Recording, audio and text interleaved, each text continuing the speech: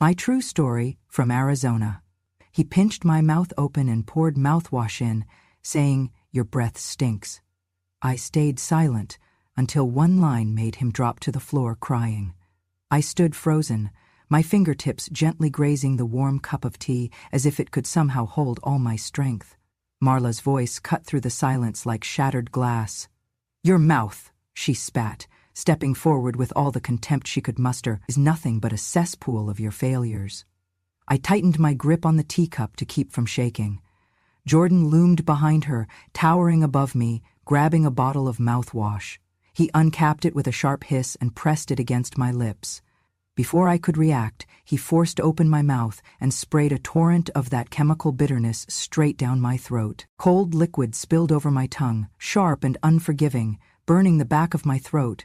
He pressed my cheek against the edge of the sink, pinning me there as if I were nothing more than trash. I tasted mint and something darker, disgust, betrayal, humiliation. He laughed, harsh and empty. "Your mouth stinks worse than old pipes," he snarled, as I swallowed back tears and bile. I stood there, silent, my throat burned, my eyes watered, and yet I did not cry, I did not flinch. I only stood, my knees threatening to buckle, with memories breaking me from the inside. I remembered the trembling day I signed those papers to enter the nursing home. They told me I chose it. My hand quivered then, just as it trembles now, cradling this teacup, when Marla handed me the pen and flashed a fake, encouraging smile. They thought that moment broke me, but I recorded every insult, every venomous word they used. That's why I came back to this kitchen, not just for closure, but to preserve every hateful syllable.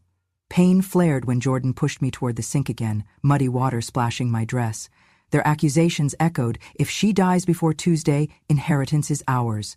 The words scratched against my ribs, an acid reminder of their greed. My heart was hammered. Each beat is a painful reminder of years I spent soothing Jordan's feverish nights, of nursing my youngest Leia back from a broken heart with lullabies and gentle hands. I watched their faces, proud, cruel, triumphant, as they treated me like I had no rights, no dignity. My cheeks burned with shame and anger, but I remained silent, because now silence was not submission. With trembling fingers, I reached inside my pocket and withdrew my small smartphone.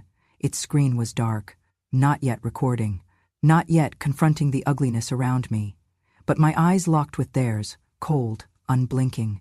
I stood firm, knees quivering, voice restrained by every memory, every slight, every betrayal. Fear trembled through me, but beneath it, something stronger stirred, resolve. I held that phone as if it were a lifeline. I didn't speak. I didn't cry. I only stood, unbroken, ready. And in that moment, I was ready to let the world hear what they thought they buried behind closed doors. After the taste of mouthwash had long faded, its sting remained, not on my tongue, but in my bones. I waited until they both left the kitchen. My knees buckled once they were gone, but I held on to the sink edge like it was the only stable thing left in my world. Then, with a trembling but deliberate hand, I reached for my old coat, slipped outside under the porch light, and called the one person who still treated my voice as if it mattered. "Ma'am?" came the lawyer's voice after the second ring. "It's time," I whispered. "Prepare the trust, make it irreversible, and start recording this number. I may need protection." That night, I could not sleep, but I could read. I dusted off the book on elder law I kept hidden in my closet, the one my late husband once teased me for hoarding. I drank hot chamomile tea, not to soothe but to stay sharp. I flipped page after page, while my back throbbed and my jaw ached, not from age but from the grip of my son's fingers. And then I prepared. The next day, while they were out, I placed the first camera, tucked into the ceramic pot of Emily's old orchid, long wilted but never discarded. It sat right at the dining table, where most of their venom was spewed. The second camera I placed behind the family wedding photo. It was the one where Jordan stood in his tuxedo, Marla all smiles. I remembered framing it. Now I reframed it, with purpose. Every insult, every hand that shoved, every time they laughed while I wiped mouthwash from my blouse. I would not erase the past. I would capture it. They think I'm deaf, that I'm dumb, I said to myself, adjusting the angle of the orchid camera, my voice no louder than breath. But I see, I hear, I remember. I returned to my room, knees stiff, but steps steady. Later that night, they returned. Jordan complained about the thermostat being too low. Marla griped about the laundry smelling like old woman. I stood quietly washing dishes, memorizing tone, pattern, timing, everything. Their cruelty had become a rhythm, and I learned it like music. But this time I did not flinch. This time I documented. It was not revenge I sought, it was truth. Clear, undeniable, recorded truth. Truth that a judge, a jury, and the world could no longer ignore. My silence was not surrender, it was strategy. I took notes in a small journal, hidden behind the cleaning supplies. I marked every phrase that could hold weight in court. I copied down details from the old insurance fraud Marla had pulled against her own mother, before that poor woman slipped and was institutionalized. I recalled the time Jordan placed his hand over mine and signed the papers I never understood, papers that, it turned out, granted him early access to my pension. I had called it trust. The law called it coercion. It was not just emotional abuse anymore. It was theft. It was systemic humiliation. It was criminal.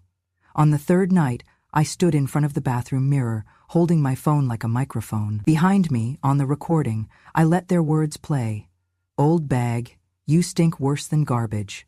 Why not just die and save us rent? Your breath ruins dinner.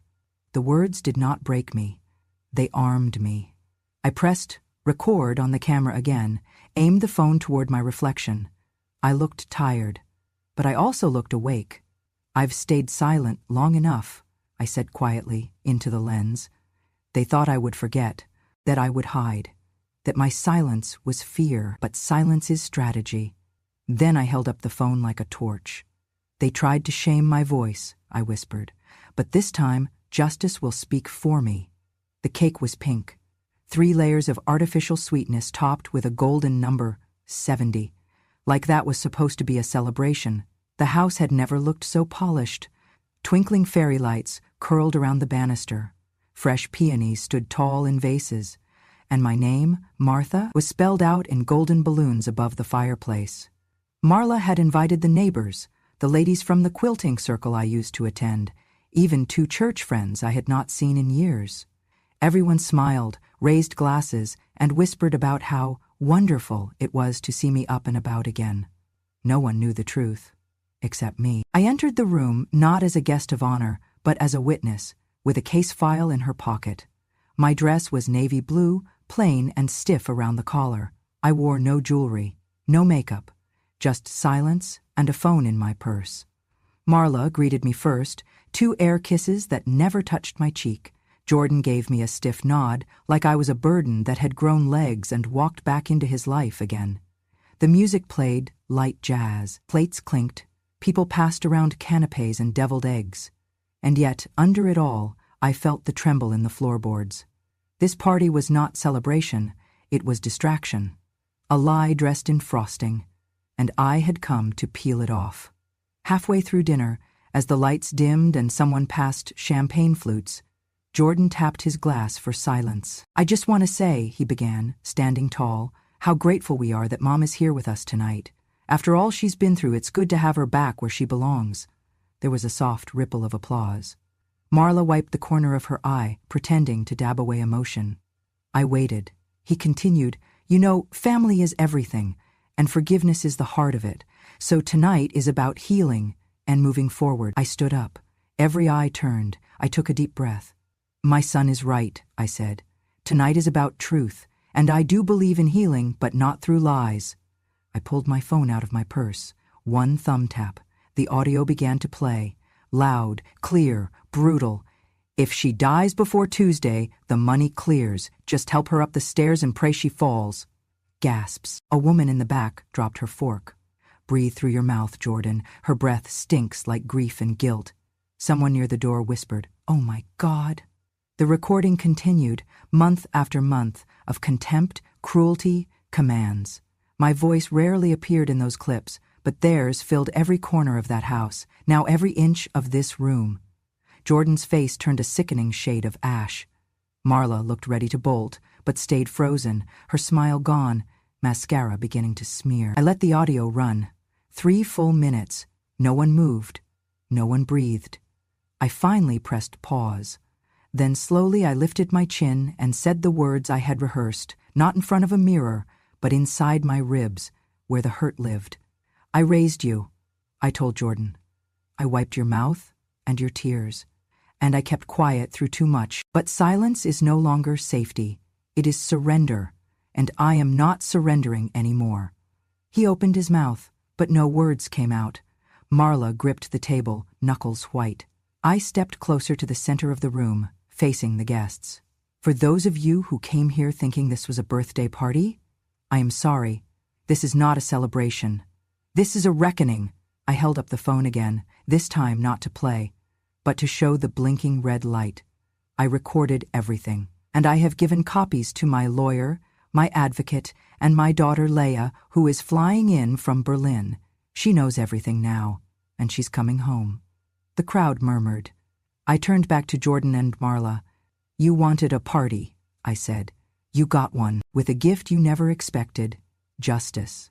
Just then, faint but rising, came the sound of a siren. At first, people thought it was a coincidence, but then the red lights danced across the windows.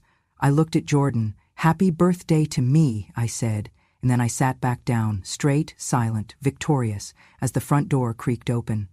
The police car pulled into the driveway with no sirens, but the silence was somehow louder. It was not chaos, it was control. 2 officers stepped out, crisp uniforms, no small talk. One walked directly to the front door, the other stayed behind to speak with a third man in plain clothes. Detective Ramirez, I later learned. I stayed seated on the porch swing. I did not move. I only nodded when they approached and showed their badges. Mrs. Hartman, the officer said, we have a warrant for evidence collection regarding a complaint of elder abuse and fraud. I opened my front door and let them in. They went straight for the den, where the router was, and asked for all electronic devices. I had already gathered what they needed: 2 smartphones, 3 memory cards, and a small USB labeled Mouthwash Incident. They took them carefully, like surgical tools. Every item was tagged and sealed. No one looked at me with pity, just professionalism. It was the most respect I had received in that house in 5 years. Within the hour, a second unit arrived. They spoke with my neighbor, Mrs. Callahan, who had overheard screaming the night Jordan pushed me. She gave her statement. Another officer checked my medicine cabinet, cross-referencing prescriptions against what the house had been supplied during my time home. And then, the big find. Ma'am, the detective said, holding up a crisp folder, do you recognize this? I did. It was the consent form Marla had forged, the one that said I voluntarily entered the nursing facility. But it was dated 3 days after I had been taken there. The signature, mine, was shaky, inconsistent. And the witness line? Signed M.H., Marla Hartman. When they asked if I could verify my medical records, I handed over the second folder, my independent checkup, signed by a doctor, confirming that I was of sound mind and body.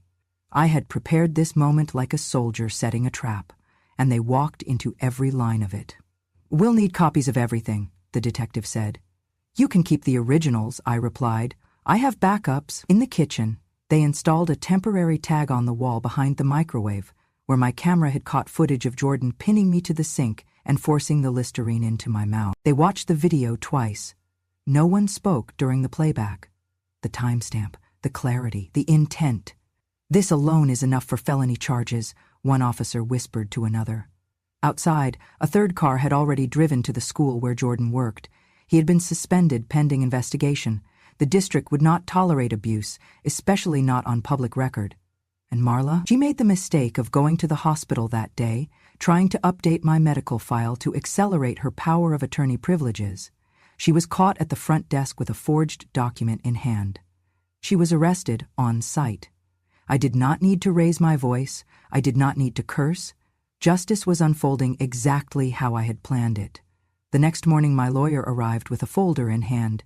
He looked pleased. We've reviewed the trust, he said. It's ironclad, filed under Arizona revised statutes, witnessed by 2 unrelated parties, and authenticated prior to any medical concerns. They cannot touch a single dollar. I poured us tea. They will try, I said. They already did, he replied. And they lost. He pulled out the final papers.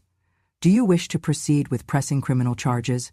I did not hesitate. Yes, I said, not for revenge or recognition. That afternoon, I appeared at the station to give a formal statement. I brought Kevin, my nurse from the facility, who testified how I had arrived crying, confused but coherent, how I had asked to go home and been denied access to a phone, how Marla had screamed at me in the hallway, even in public.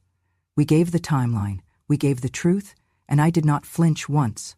By sunset, the warrants were approved. The story hit local news first.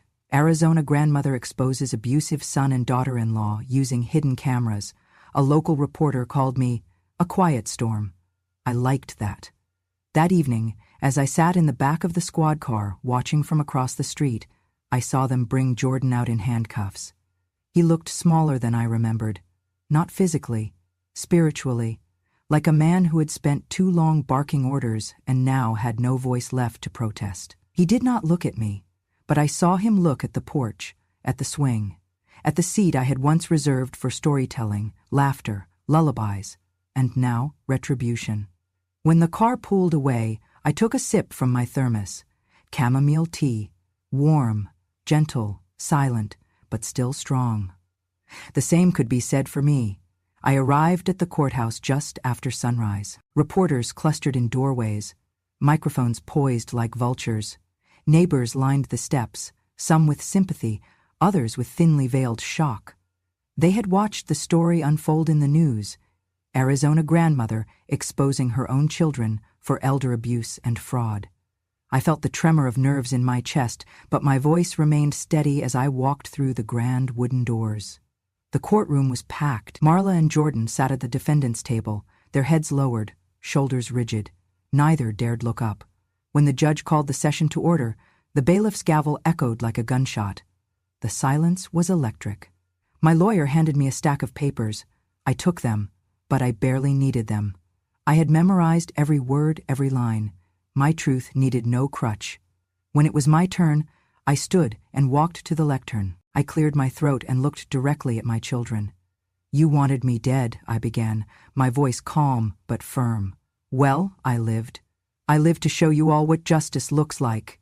Gasps rippled through the gallery. I paused, letting the weight of my words sink in, into the hush, into their hearts. I stood in a hallway, mouth pried open. You poured poison into me, I continued, and all because I dared to speak, dared to be a woman, and dared to matter. Oh. Marla's lips quavered. Jordan's hands tightened into white-knuckle fists. The judge leaned forward. I will take your full statement into the record. So I did. I narrated my suffering, the forced move to the nursing home, the humiliations, the betrayal, the footage, the forged documents. Every scar, every insult, they would hear it all. I ended with an appeal. I ask you not for revenge, though it would be easy. I ask you for justice. Justice for all elders who suffer in silence. Justice for me, who refuse to disappear. At that moment, I felt more alive than I ever had. The gallery leaned in. Even strangers seemed to stand with me. Marla and Jordan shifted, unable to look me in the eyes. They whispered to their attorneys. They accepted the charges: elder abuse, financial fraud, falsifying legal documents. When they pleaded guilty, the courtroom seemed to exhale. The verdict was swift. The judge handed down sentences: community service, restitution, probation. Perhaps no prison time, but public exposure for their cruelties, their careers in ruin, their reputations shredded. When the judge spoke the final words, tears welled in my eyes, not from sorrow, but from relief. I had witnessed my own resurrection in that room. As the gavel fell one last time, I turned to face Marla and Jordan. I lifted my chin. I did not speak again. My lawyer approached, placing a comforting hand on my arm. You were incredible, he whispered. I nodded. No, I was necessary. Outside, reporters swarmed again, but this time I spoke for all who had no voice. I want this known. Elders deserve respect, dignity, justice. Age is not weakness, it is wisdom. Silence is not grace, it is suffering. And justice, when spoken, can heal. The cameras flashed. I stepped back. But I was not afraid, because that day, at that moment, I stood for something far greater than myself. As I walked down the courthouse steps, the crowd parted. A few called, "Thank you," others murmured prayers. I felt the weight of years lift from my shoulders. I felt the strength of my past flow through my bones. I felt the power of truth. Later, back home, I unstacked roses from supportive neighbors and placed them in a vase by my window. The petals caught the evening light. In the silence, I thought of the woman who signed paperwork with shaking hands, forced into a nursing home. She would never see that version of herself again. I had spoken, and she had been heard. The first fundraising night for the Second Chances Foundation filled the old community hall to its cracked rafters. What once hosted bingo nights now held clipboards, microphones, and elders leaning on walkers, each with a story, each one seen. I stood at the front, fingers wrapped around the wooden podium. Behind me, a banner read, "Dignity doesn't retire."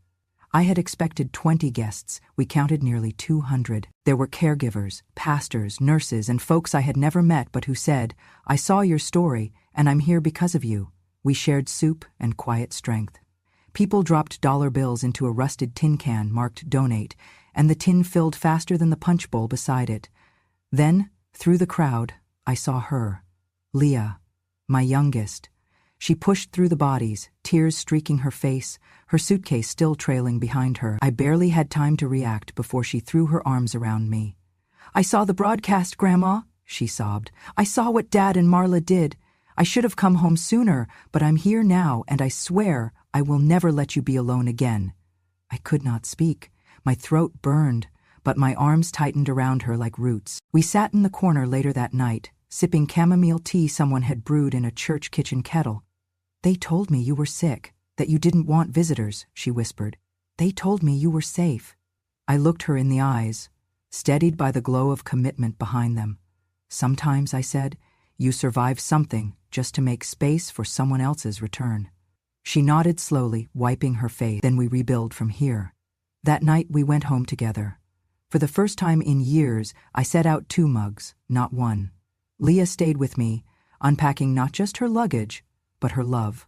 She helped organize the office where we'd handle second chances. She filed documents, answered phones, brought in volunteers from her university network. She told me, "You don't need a castle, Grandma. You built a lighthouse." I kept her words in a drawer by my bedside.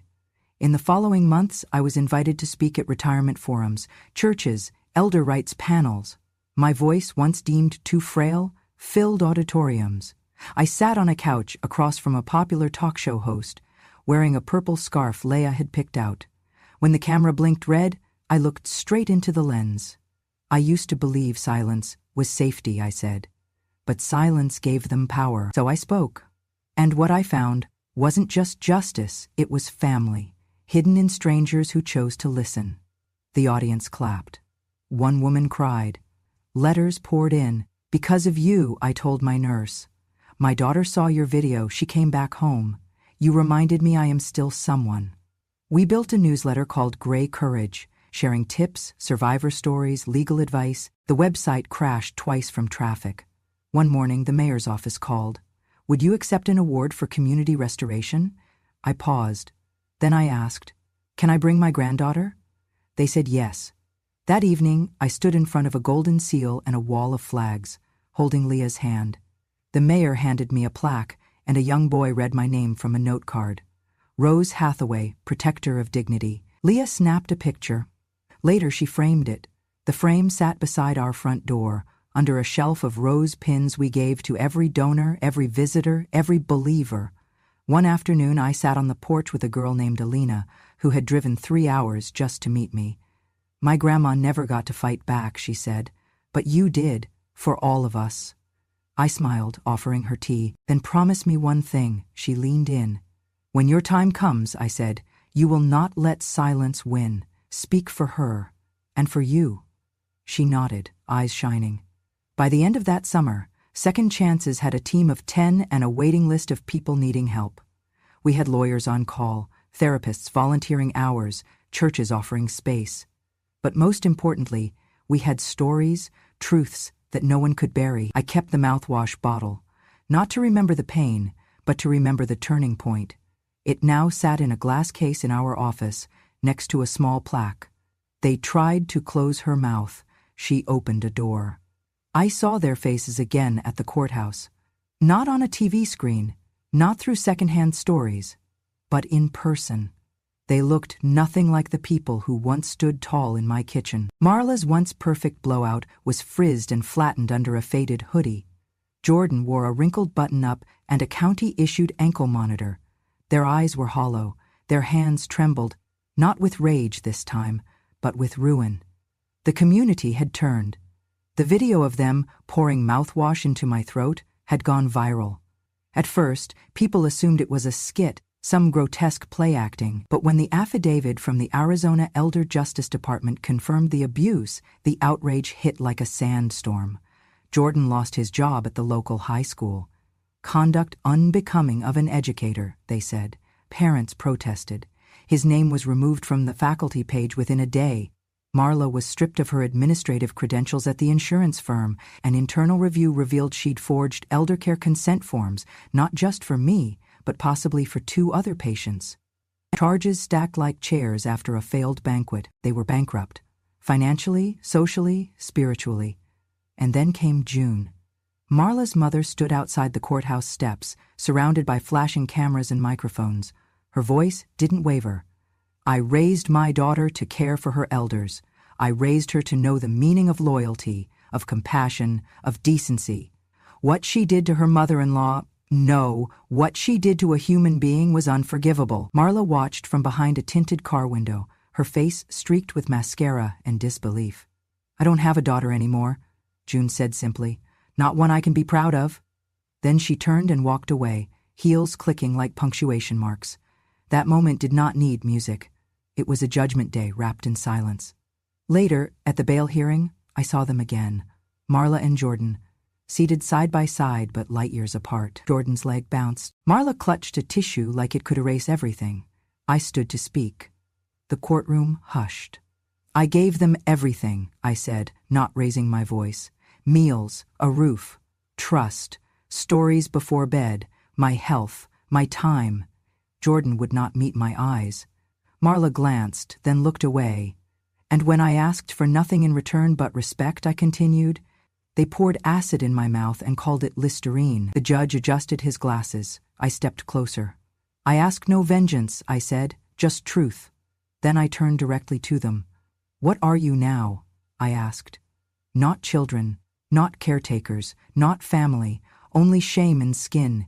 Neither spoke. The silence was the first honest thing they gave me in years. As I walked out of that room, I did not carry pain. I left it with them. I left the weight they had tied to me and let it collapse behind courtroom doors. Outside, the sun struck the pavement with mercy. Leah waited by the steps, holding a thermos of warm tea. She tucked her arm around mine. You did it, Grandma, she whispered. No, I said softly. Truth did. And truth, when finally free, has a way of burning everything false to ash. I wake up every morning with the sun sliding through the curtains, soft and sure. The house is quiet, but not lonely. There are birds outside my window, wind chimes that sing to the breeze, and a garden that blooms because someone believed it still could. I live alone now, in a small white cottage at the edge of town. It has a rose garden out front that I tend to with care. Each morning, I stretch gently on the back porch, my cane resting nearby as I breathe through the stiffness. Then I sip tea, pack my tote bag, and head to the senior center.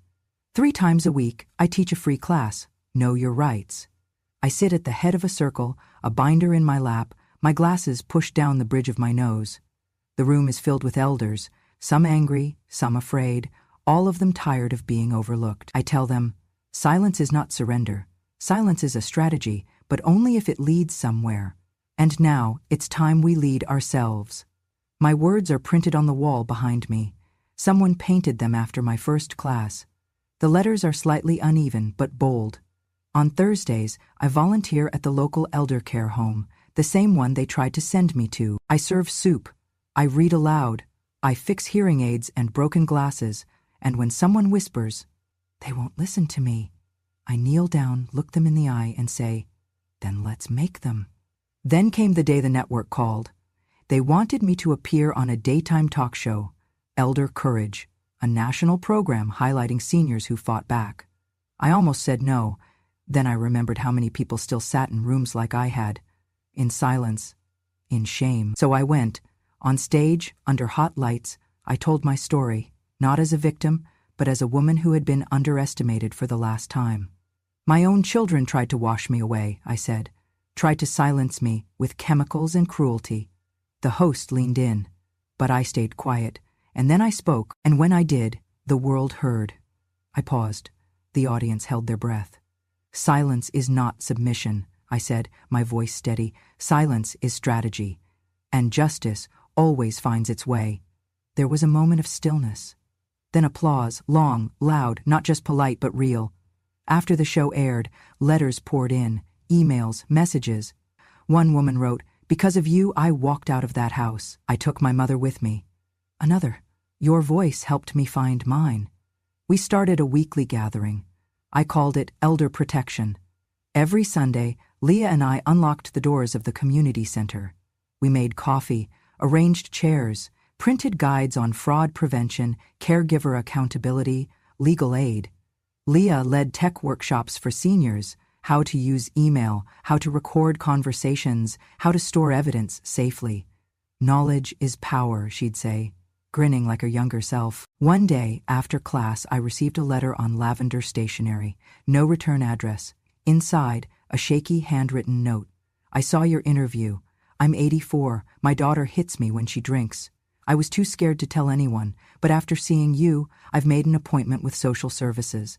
Thank you for giving my silence a voice." I cried reading it, not because of the pain, but because someone had found their courage in mine. That afternoon, I stood before our group at Elder Protection.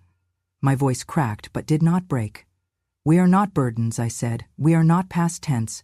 We are still writing this story, and we get to decide the ending." The room erupted in applause. Reporters came, a small documentary crew followed me for a week. They filmed me pruning my roses, laughing with Leah, lecturing about power of documentation and self-advocacy.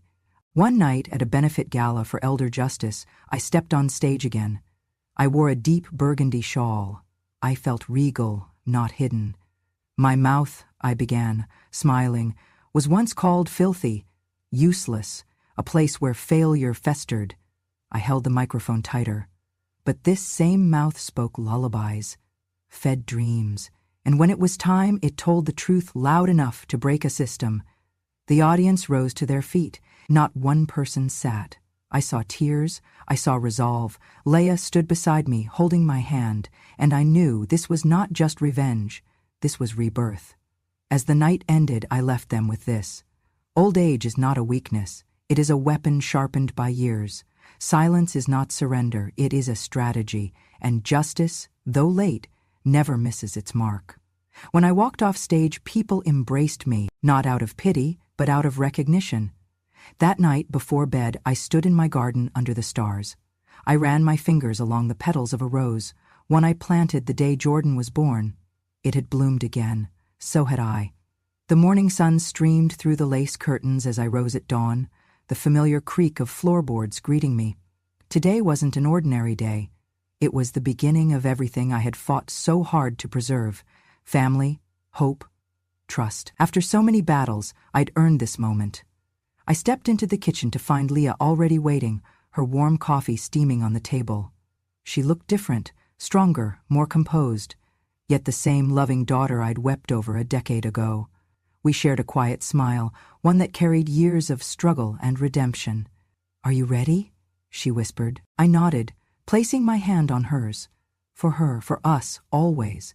15 years had passed since the courtroom ordeal. In that time, our lives had been rebuilt, brick by brick.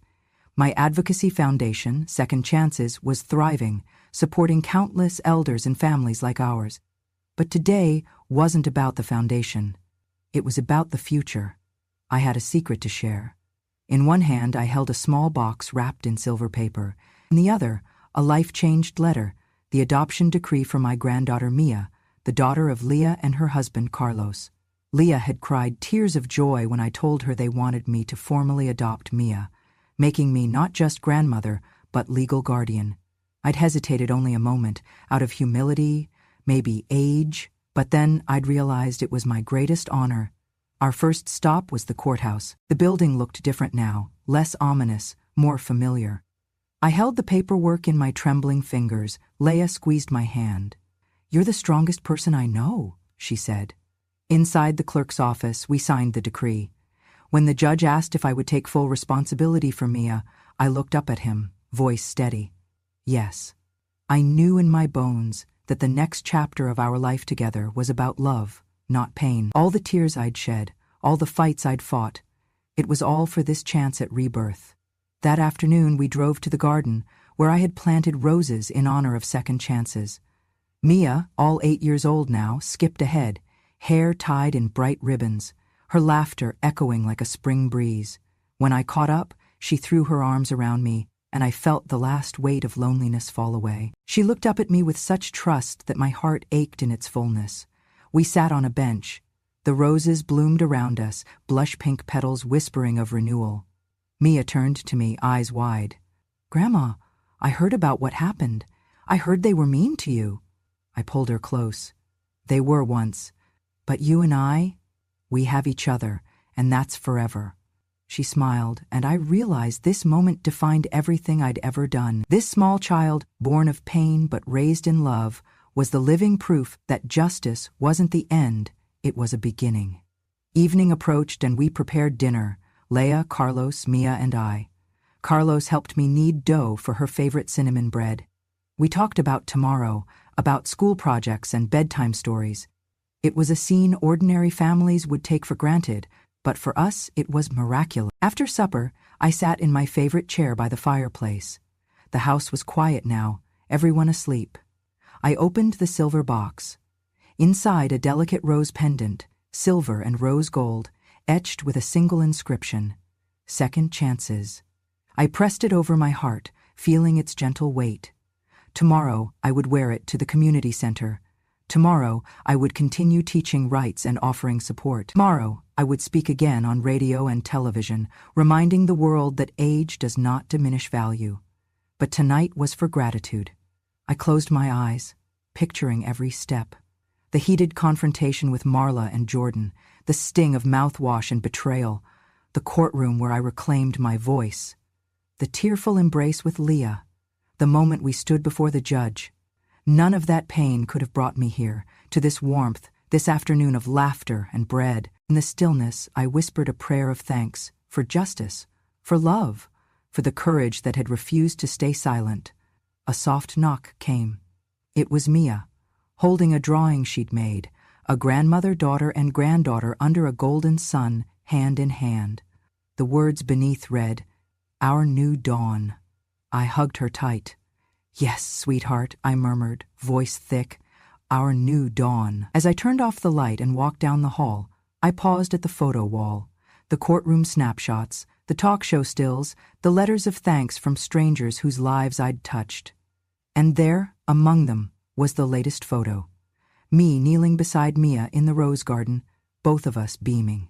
Behind me, the faint chime of the door closing as Leah secured the night. I knew sleep wouldn't come easily, but it would come with peace. At 95, I had learned that life doesn't give do-overs, it gives departures. Departures from pain, from cruelty, from fear. Mine had led me here, to a loving family, a vindicated spirit, and a future I had the privilege to help shape. I kissed the night air goodbye and whispered, "Thank you," because every dawn, the roses remind me, can bloom anew if we have the courage to endure. If this story moved you, if you saw even a piece of yourself in that quiet woman with the thorny past and the blooming future, then you know what I know. Silence does not mean surrender, and justice, oh, it has a way of arriving when no one's looking. This was not just a tale of survival, it was a testimony. So if you believe in truth that doesn't shout, in strength that never ages, in grandmothers who fight back with memory and mercy, then stay a while. Subscribe to Grandma True Stories, because revenge has no expiration date, because wisdom does not need to raise its voice, and because when a grandmother speaks, the world finally listens.